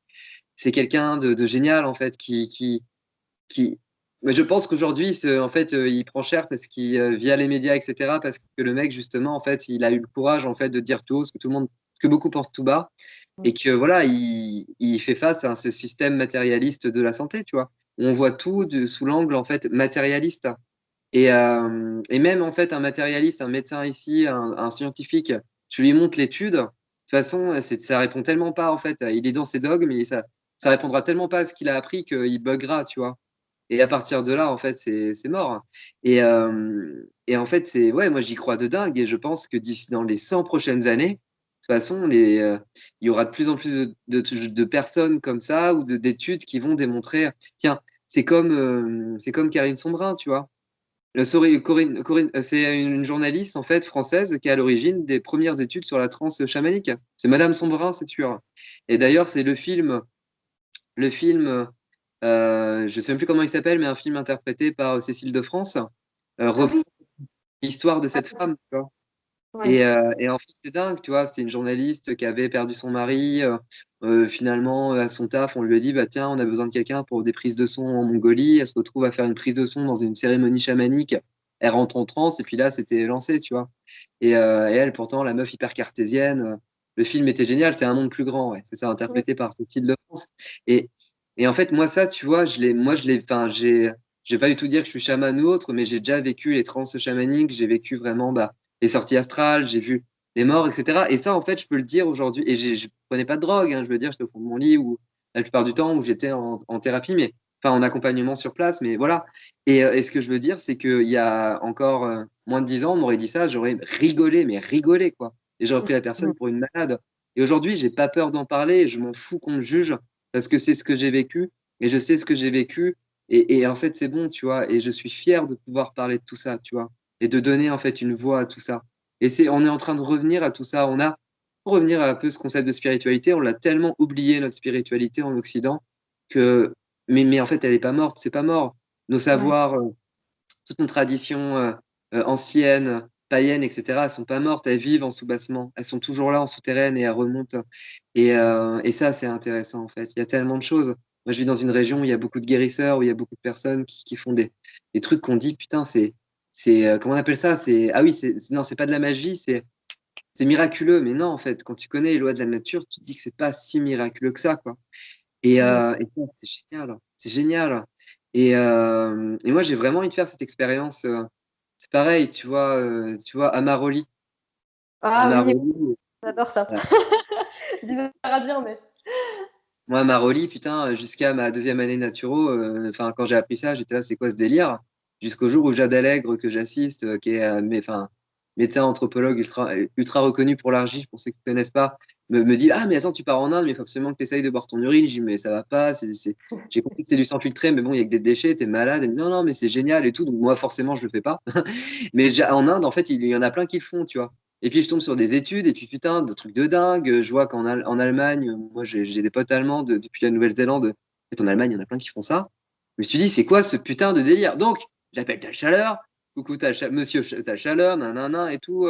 Le mec m'envoie son bouquin, je le lis, il y a plein d'études. Je me dis, ok. Et alors là, j'apprends que chaque année, tu as plein de médecins et de scientifiques qui se retrouvent dans le monde pour parler pipi, quoi. Et là, je tombe sur des sources. Avec Jade, on fait des recherches, on tombe sur des sources d'avant la Révolution, notamment de francs-maçons qui ont testé de créer à l'époque, ils étaient totalement barrés, la pierre philosophale au travers de jeunes Amaroli. Et il y en a un, n'empêche, il a tenu presque 3 semaines en jeûnant, en buvant de son urine, et à la fin, il urinait vraiment un filtrat extrêmement rouge. Et le gars, il a dit, écoutez, truc de dingue, c'était pas fait pour ça, mais tous les problèmes de santé que j'avais, donc il donne les symptômes, n'existent plus aujourd'hui. Est-ce que c'est vrai ou pas, je sais pas, mais j'y crois, tu vois. Et alors, en interne, moi, je l'ai testé en revenant en France et je l'ai testé 6 mois et ça a été mais dingue. Je suis devenu pote avec des moines bouddhistes en France qui, eux, le font tout le temps, c'est un de leurs trucs. Les moines tibétains, c'est ce qu'ils font le matin aussi avant la méditation, c'est un de leurs trucs, même si on n'en parle pas tant que ça. Et ça a été génial. Et le premier effet de la Maroli chez moi, ça a été quoi? Ça a été d'avoir une libération émotionnelle de dingue au travers de la colère, de la tristesse. Et après, alors là, je faisais que des perfects, quoi. Et tout le monde me disait, mais t'as une peau de dingue. Et c'est vrai que j'avais une peau magnifique à ce moment-là.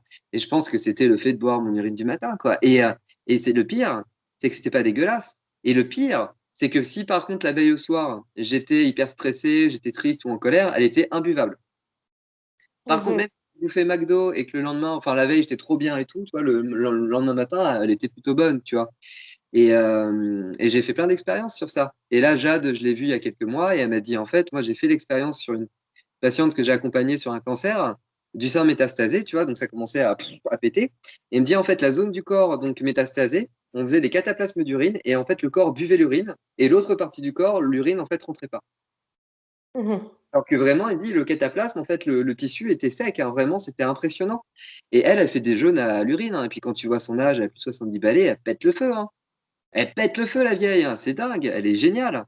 Incroyable. Et elle me dit, mais à Paname, quand je fais des jeunes à l'urine, je saute, hein, mais je saute dans la rue, quoi. C'est génial. Et je trouve ça trop bien en fait que tu parles de ça parce que j'ai plus du tout honte d'en parler maintenant parce que je le pratique depuis un bon moment.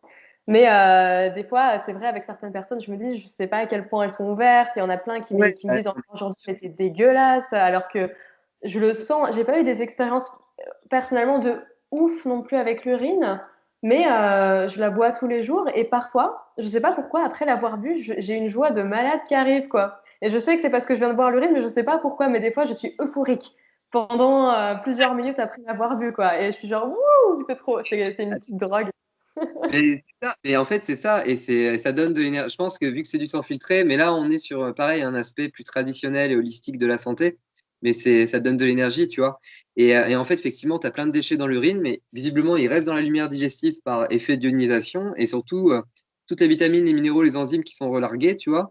Là, on s'en resserre directement à partir de l'amylase salivaire, quoi. Et alors, moi, ça m'a fait marrer quand il me parle d'ouverture des personnes, parce il y a quoi? Il y a un mois ou un mois et demi, je fais une soirée. En fait, j'ai des potes de Paname qui viennent un peu de la haute, mais qui sont ultra ouverts, tu vois.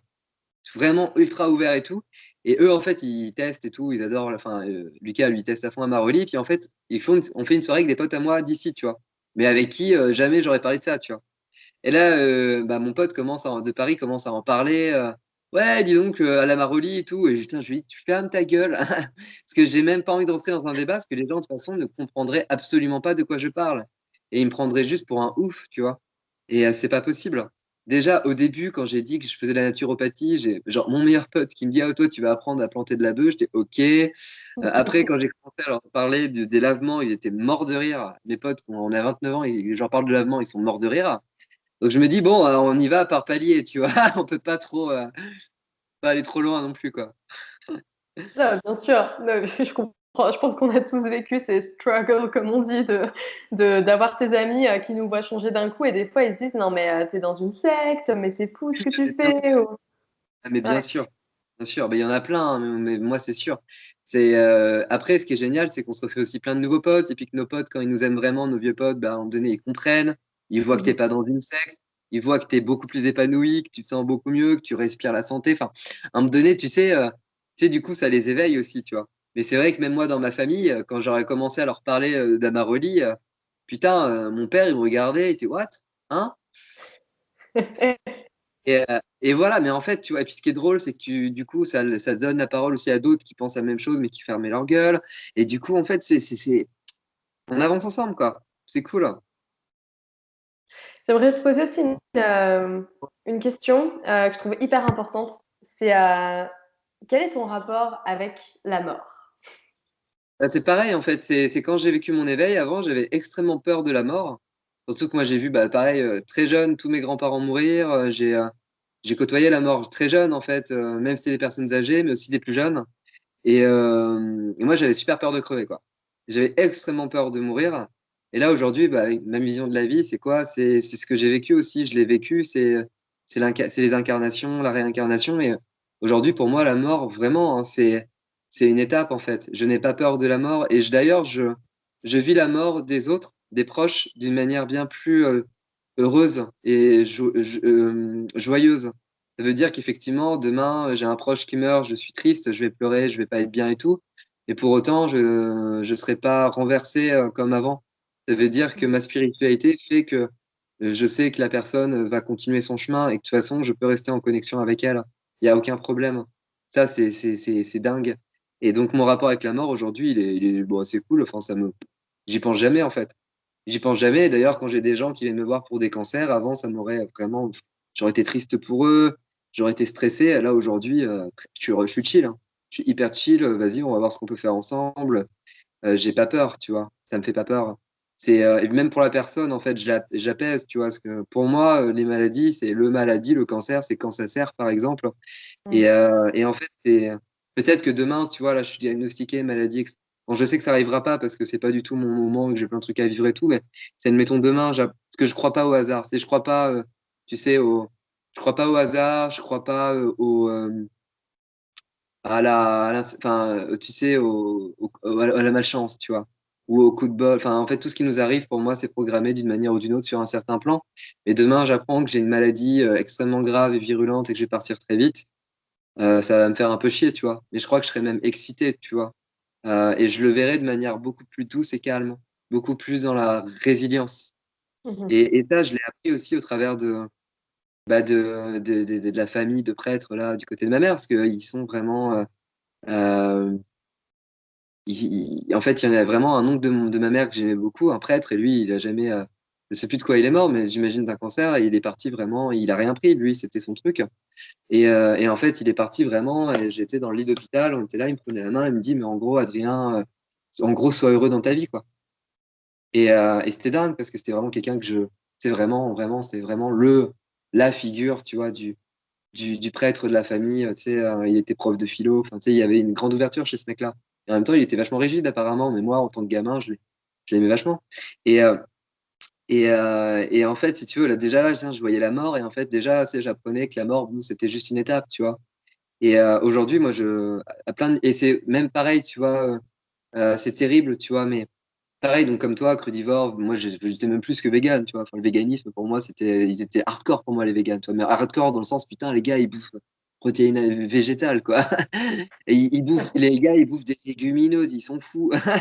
Et en fait, tu vois, je jugeais vachement les chasseurs jusqu'à il y a pas longtemps. Et quand j'ai fait les vignes pour aider les copains, j'ai fait les vignes avec un chasseur. Là, je remangeais déjà de la viande depuis un certain temps. Et, euh, et en fait, mais j'étais là, mais je suis trop con, moi je suis un abruti, et je juge le mec qui est chasseur qui va tuer sa viande et qui va, en plus, lui, il est vraiment dans le respect total de A à Z, qui va préparer son gibier, et que moi, en fait, qui serait capable d'aller à McDo, donc bouffer un beefsteak avec une vache qui a jamais vu le soleil, qui a vécu l'horreur totale toute sa life, mais je suis horrible. Et en fait, Mhm. aujourd'hui, j'ai ma pote là, Lou, qui est sophrologue et vigneronne, elle est végane, enfin, elle est végétarienne et en gros, elle me dit, les 2 dernières années, quand je mangeais ma viande, c'est moi qui tuais ma viande, enfin l'animal, vraiment pour vivre jusque. Et elle était dans l'honneur, tu vois. Et je pense que je vais venir vers ça, tu vois. Et en fait, j'ai un rapport aussi, tu vois, bien plus bienveillant, même dans la mort des animaux, enfin, même si c'est moi qui vais tuer l'animal pour me nourrir, tu vois. J'essaye vraiment en fait d'avoir ce rapport, de pas être en fait dans une forme de déni par rapport à la vie dans laquelle je vis, une forme, tu sais, de mensonge, tu vois. Tu vois, je suis dans l'amour, la bienveillance, le respect des animaux, mais je mange quand même de la viande et là, je vais quand même juger. Enfin, en fait, il y a plein de choses, tu vois, que j'essaie de remettre en relief et en perspective et ne pas vivre en dissonance. Mhm. Je trouve ça c'est un point intéressant que tu as dit parce que comme on vient juste de parler de la mort, euh, je m'étais posé la question quand j'ai recommencé à manger de la viande. Putain, mais il y a un animal qui a été tué pour ça, d'une façon certainement prématurée. Il tue pas des vieux, tu vois. Et je crois totalement, enfin, c'est pas une croyance, c'est juste une certitude en la vie après la mort et juste la vie après la vie, en fait, tout simplement. Il y a des fois aussi où je perds complètement la foi. Je pense que ça arrive à tout le monde. Il y a des fois où tu remets tout en question. Tu te dis, mais est-ce que ça existe vraiment ou est-ce que c'est moi qui, peut-être même au travers des vraies expériences que j'ai eues, c'est peut-être pas mon cerveau qui, quand même, fait des choses. Tu sais, on essaie toujours d'expliquer. Et finalement, c'est vrai que si tu vois ça de cette manière que la mort, ça existe, mais c'est juste un passage, il y a peut-être moins de gravité à se dire, bah, on mange un animal parce qu'au final, c'est peut-être juste fait pour être comme ça aussi, dans un sens. Et Oui, puis, si on prend le principe de la réincarnation, en Ayurveda, il passe, tu vois, par le stade végétal, machin truc, animal, humain, et voilà. Donc, je sais pas. c'est ça. Et en fait, même là, tu vois, quand on parle de ça, je suis un peu mal à l'aise parce qu'on parle quand même, tu vois, de tuer des animaux pour se nourrir. Mais bon, il faut aussi être honnête par rapport à ce qu'on fait, ce qu'on mange, etc. Tu vois. Et en Inde aussi, tu vois, c'est assez dingue parce qu'ils sont quand même très végétaliens, tu vois. Je mange très très peu. Et en fait, je sais que je pourrais vraiment. Là, j'ai repris. Je mange plus d'animaux. Mais à côté de ça, tu vois, je sais que progressivement, le but du jeu, c'est d'en manger. D'arriver à manger peut-être de la viande 2 fois par semaine. Ou toi, une protéine animale, mais avec des œufs 2 fois par semaine, très peu. Et voir en fait si ça me convient en fait. Si mon corps, il gère avec ça, tu vois. En termes de gestion, bah voilà, enfin de tout, quoi. Mhm. Le but du jeu, c'est d'être vraiment dans le respect, parce que je sais que nos anciens, moi à l'époque de mon grand-père, bon, lui du coup, il était maraîcher, etc. Mais il mangeait pas de la viande tout le temps, tu vois. En fait, des protéines animales, bon, il mangeait des œufs, il buvait du lait, etc. D'ailleurs, c'est pareil, on parle des problèmes du lait ou du gluten, mais il faut aussi remettre en perspective avec la qualité de l'époque et la qualité de maintenant. Le lait, si tu bois du lait d'une vache qui bouffe de l'herbe, c'est du bio, du 100% naturel, de l'épi, et c'est du lait cru que tu vas boire dans les quelques jours qui suivent, ça n'a rien à voir avec le lait pasteurisé d'une vache qui a été antibioté, qui a subi de l'antibiothérapie toute sa life, avec en bouffant de l'avoine OGM qui vient de Pétaouchnok, de l'Europe de l'Est, tu vois. Bon, et qui mange, voilà. Donc voilà, en fait, si tu veux, tout ça aussi, c'est différent. C'est comme le gluten. Je veux dire, on a totalement transformé les variétés de blé, donc ça n'a plus rien à voir. Il faut remettre tout ça aussi en perspective, c'est hyper important. Le problème, c'est pas les aliments, c'est ce qu'on en a fait et aussi comment nous, on s'est dévitalisé, tu vois, de génération en génération, quoi. Et, euh, et les besoins qu'on a. Aujourd'hui, on bouffe comme des dingues, tu vois, c'est une réalité aussi. Et le jeûne, tu vois, on en a vachement parlé, c'est génial parce que ça nous permet vachement de revenir aussi sur un équilibre, tu vois. Ça veut dire bah, être aussi un peu pas dans la frustration, mais vraiment dans la gestion, en fait, dans sa propre gestion, tu vois. Parce que moi, je trouve que dans notre société, par exemple française, on bouffe comme des dingues. On bouffe tout le temps, Ouais. on bouffe tout le temps, on mange vraiment des produits immondes, qu'après on est malade, etc. Donc c'est génial pour nous en tant que naturopathe, parce que les gens ils viennent nous voir plus, tu vois, ils sont malades, ils sont pas bien, et puis nous, du coup, on peut jouer, on fait un hygiène de vie, c'est simple. Et il y a des gens, ils me disent, mais vous êtes un magicien, je vais super bien depuis que je vous ai vu. Je dis, bah non, en fait, c'est pas vrai. On a mis en place un protocole hyper basique. Et c'est toi, en fait, c'est grâce à toi. Moi, je t'ai proposé un truc et toi, tu l'as mis en place et ça marche. Mais c'est pas grâce à moi, c'est grâce à toi. Et aujourd'hui, tu es autonome et tu sais comment maintenir ta santé, tu vois. Ça, c'est Mhm. génial. Ça, c'est putain, que c'est bon, quoi. C'est clair. C'est clair, ça fait du bien de voir quelqu'un qui suit, même s'il suivait les conseils de quelqu'un d'autre, mais quand tu sais que tu peux être en bonne santé, et quoi que tu aies d'ailleurs, n'importe quelle maladie, tu peux la régler, et tu vois quelqu'un qui se dit, bon bah, je vais essayer, et ça marche, c'est trop beau, quoi, c'est clair. Ouais, c'est génial. C'est génial. Ouais, ouais. Là, j'ai mon cousin qui fait, je parle tout le temps de lui sur les réseaux parce qu'il m'épate, il Et- fait de l'Ayurveda depuis 40 ans. Et c'est un truc que je dis pas à beaucoup de gens non plus parce que le cancer, c'est encore un mot qui fait hyper peur, tu vois, genre hyper peur. Et lui, quand il nous parle du cancer, il nous dit, mais le cancer, c'est rien, j'en ai eu plein des gens qui avaient le cancer, ils se sont tous soignés, à part un parce qu'il était vraiment à la limite de partir, quoi.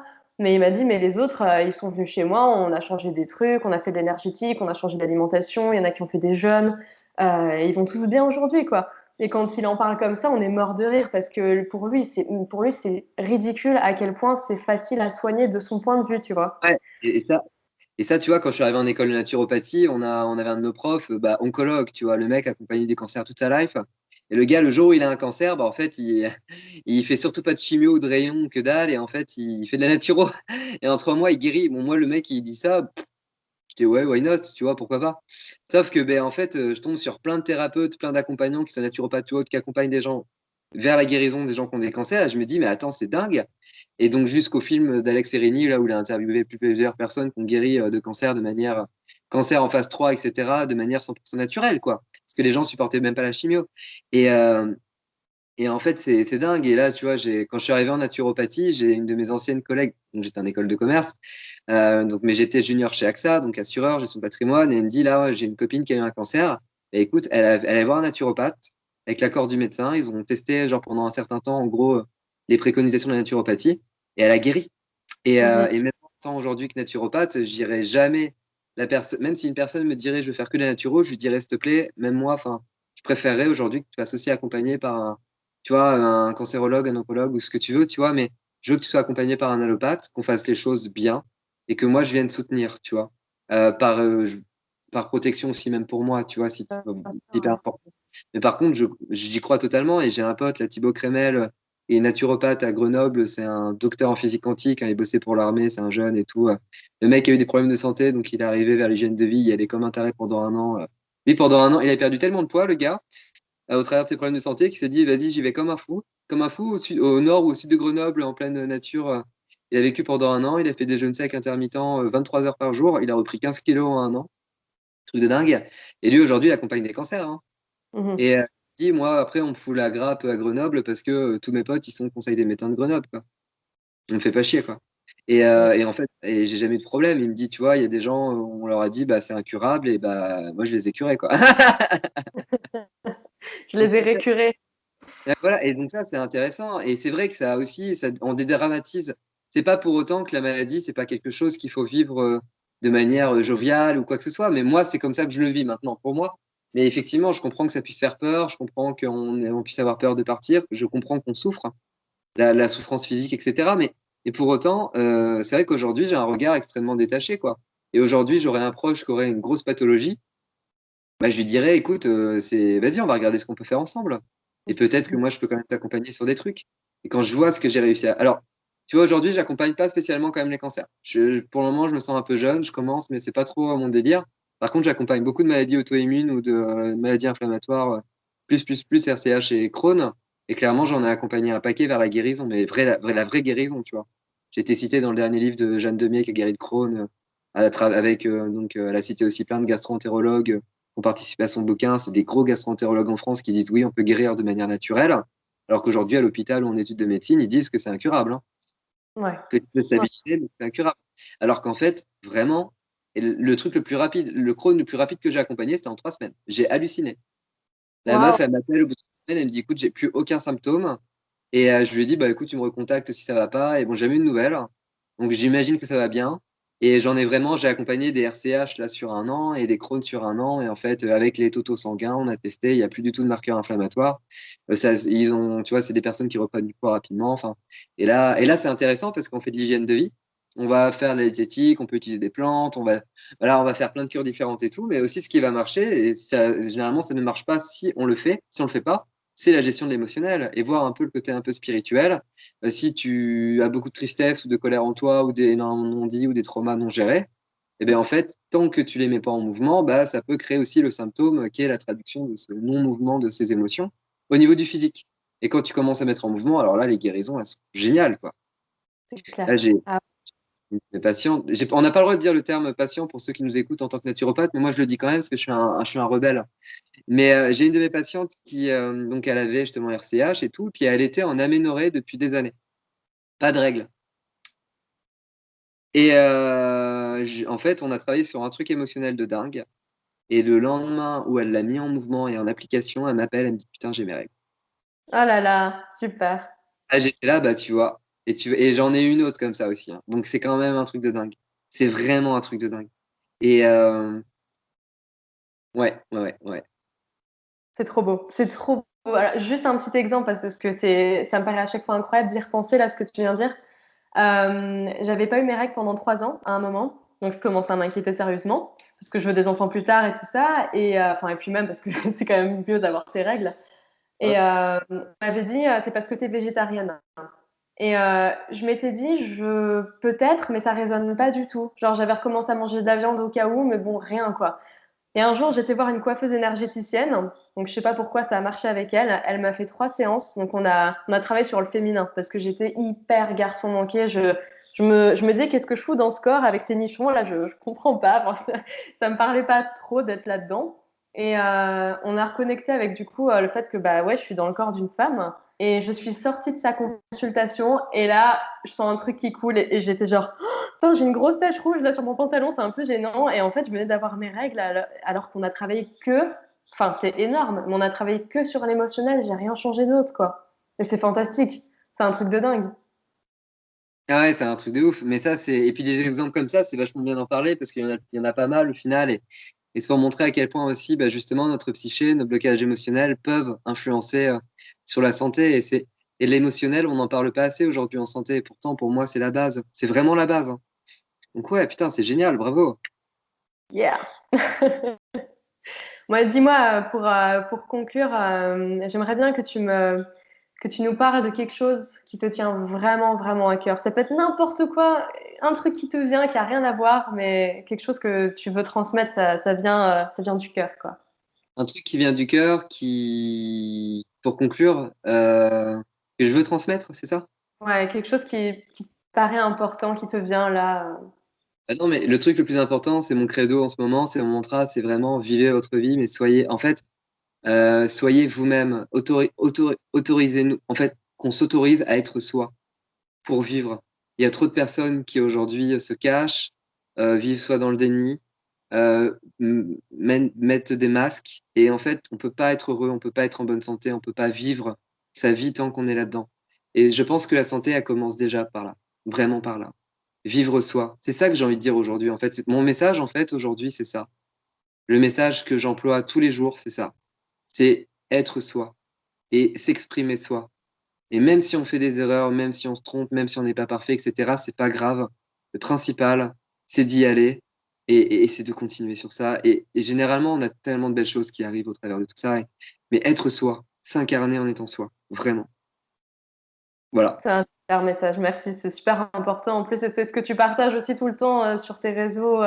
D'ailleurs, je pense que je les connais, tous tes réseaux, mais si jamais tu as un truc à rajouter pour mettre dans la description, tu pourras me l'envoyer après.